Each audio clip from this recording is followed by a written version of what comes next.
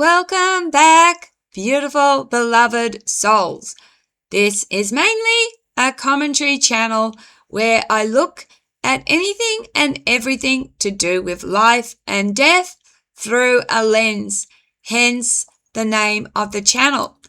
My name is Gemstone. I'm a psychic medium and I am an author, but I'm a lot more too. How are you going? Let me know how you are and where you're watching this from. Okay, let's get into the commentary. The wealth you never knew you had. How we create our reality, forget our miracles, and miss the life we're living. Have you ever noticed something about human beings? We become experts at noticing what is missing, not what is present. We notice the bill we can't pay, the pain in our body, the relationship that ended, the opportunity we missed, the dream that never happened. Our minds seem naturally drawn towards what is absent. But what if I told you that your brain was designed to do exactly that? Not because it wants you to be unhappy, but because throughout evolution, noticing problems helped our ancestors survive. The person who noticed the snake survived. The person who admired the sunset without noticing danger sometimes didn't. Perhaps our brains are not designed to make us happy. Perhaps they are designed to keep us alive. And maybe that's why gratitude isn't natural. It is something we choose to practice. The reality we feed our minds. Think about the conversations you have with yourself. I'll never have enough. I'm unlucky. Nobody really loves me. I'll always struggle. The more we repeat those thoughts, the more familiar they become. Neuroscience tells us that repeated patterns of thinking can strengthen the brain pathways associated with them. It's one of the remarkable features of neuroplasticity.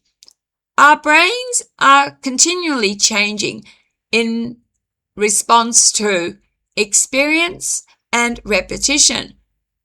That doesn't mean positive thinking magically changes the universe, but it can change how we interpret the world, what we notice, and how we respond to it. Imagine buying a blue car. Suddenly, you notice blue cars everywhere. Did the world suddenly fill with blue cars? No. Your attention changed. Perhaps reality has always contained more possibilities than we noticed. The stories we tell ourselves. Sometimes we become trapped inside our own stories. I am unlovable. I always fail. I don't deserve happiness. Those stories become lenses.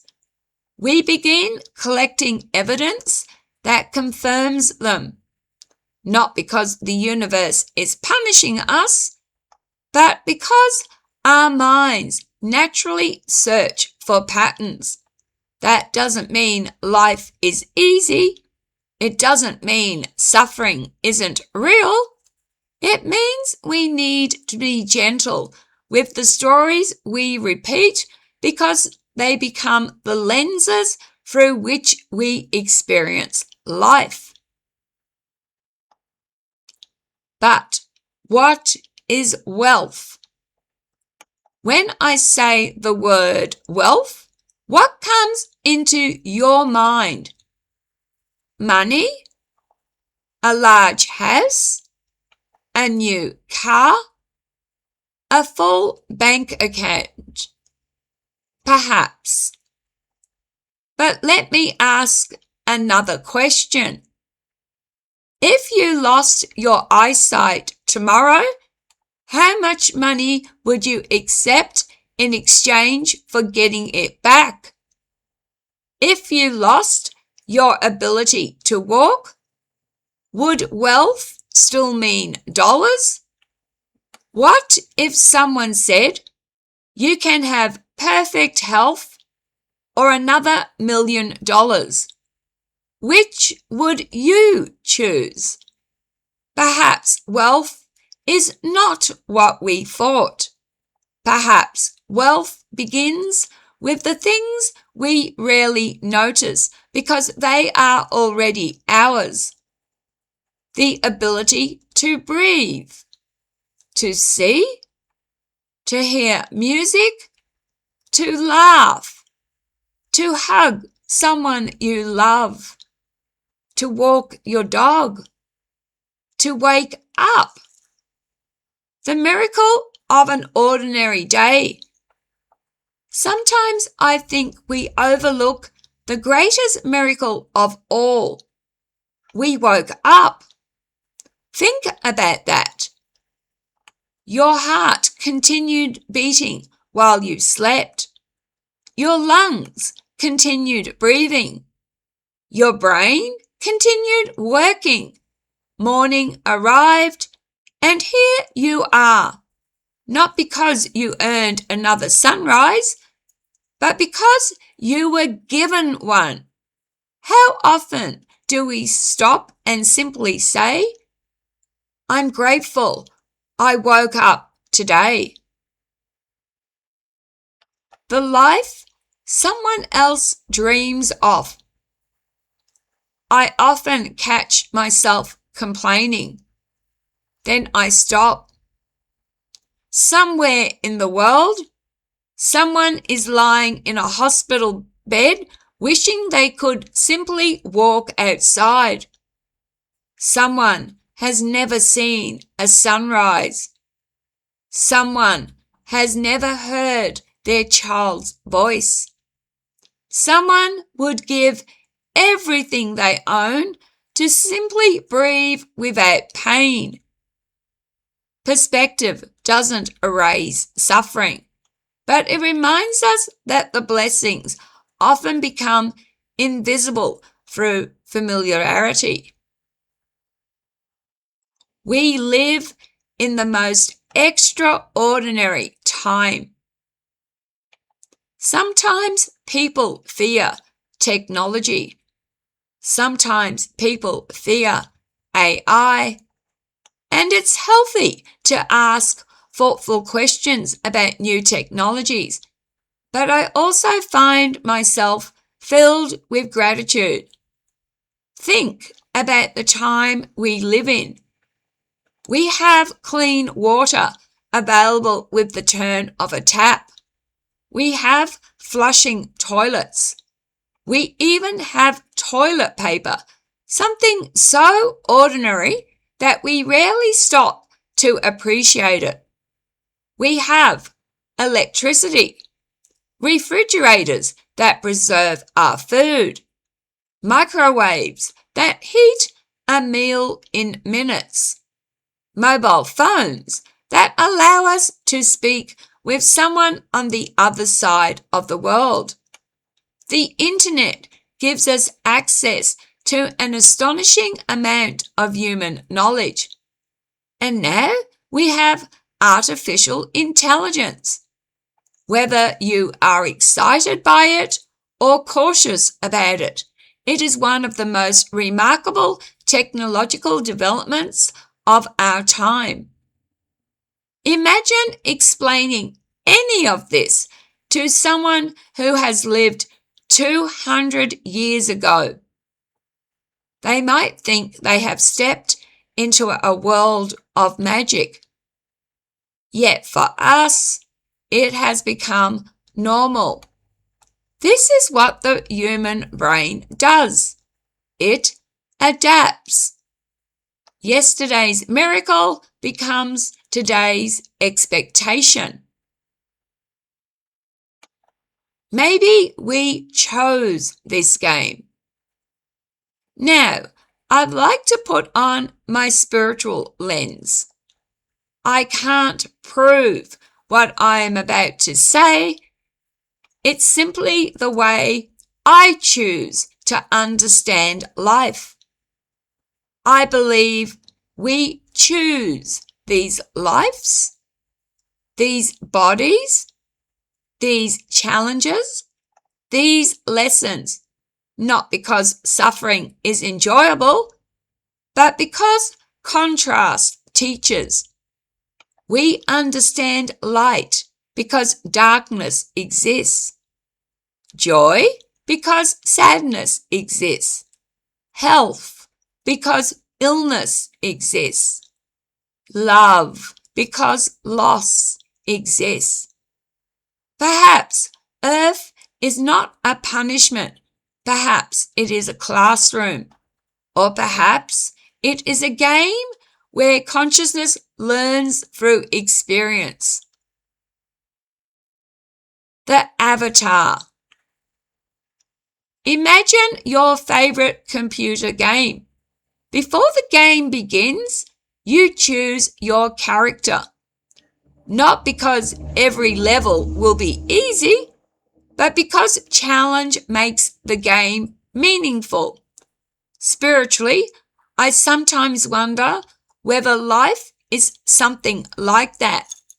Perhaps consciousness chooses an avatar, a family, a body, a culture, a time in history, not to avoid difficulty, but to experience it. Again, I cannot prove that. It is simply one way of looking through the spiritual lens. Two truths can exist together. Sometimes people misunderstand gratitude. They think gratitude means pretending everything is wonderful. I don't believe that. I know pain exists. I have it. I live with chronic pain. I've lived through addiction. I've lived through grief. I've lived with trauma. Those experiences are real. But I also know something else can be true at exactly the same time. I can suffer and still be grateful. I can grieve and still appreciate the people I love. I can struggle financially and still recognize that I am richer than I realize. Those are not contradictions. They are companions. Closing. Perhaps the universe has never asked us to have perfect lives. Perhaps it has simply invited us to notice the life we already have. Not because it is easy, not because it is fair, but because it is precious. Reality is also the meaning consciousness gives to that world. Every morning, we quietly ask ourselves, what am I going to notice today? The problems or the possibilities? The lack or the abundance? The fear or the wonder? Maybe wealth was never measured what fills our bank account. Maybe wealth is measured by what fills our experience. And perhaps the greatest act of consciousness is not discovering another world. Perhaps it is finally seeing this one with new eyes. Until next time, thank you for sharing this journey with me. And let me know, what are you? 3 things that you are grateful for. I'll give you 3 things that I am grateful for. 1, just being here for the experiences. I'm not saying I've had great experiences. At times, my life has been very difficult, but I'm here. The second, I'm grateful for my dog. My dog. The third I'm grateful for is that I've got a bed that I can lay down every night, somewhere to put my head. I have a toilet. I have a laptop. It's not the best, but it allows me to connect to the internet. So, 3 things, and I could go on. I could say hundreds of things I'm grateful for, but just 3 things that you are grateful for. And if you're going to drop a comment, please do so respectfully. Only the world was more tolerant, less judgmental, more grateful. What a better place it would be. Thanks again for watching. Please be kind to each other. Smile at a stranger. You might save a life. Remember, it is my belief system. We are the universe experiencing itself. Every time you hurt or harm another, you are hurting and harming yourself. Take care of yourselves because you matter. You are special. You are precious. Love, light, and blessings. Have a good weekend. See you tomorrow, Sunday. Bye.